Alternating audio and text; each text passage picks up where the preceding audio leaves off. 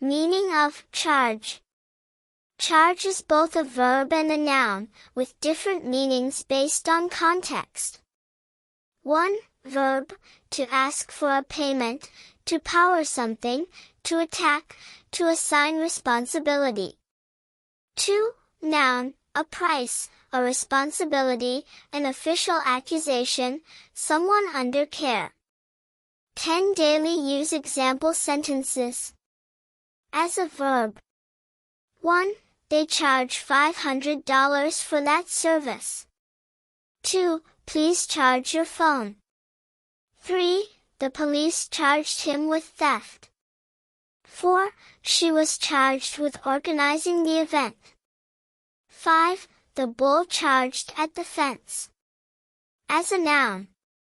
6. What's the charge for delivery? 7. He is in charge of the team. 8. The phone's charge is almost full. 9. She faced criminal charges. 10. The teacher took her students as her charges during the trip.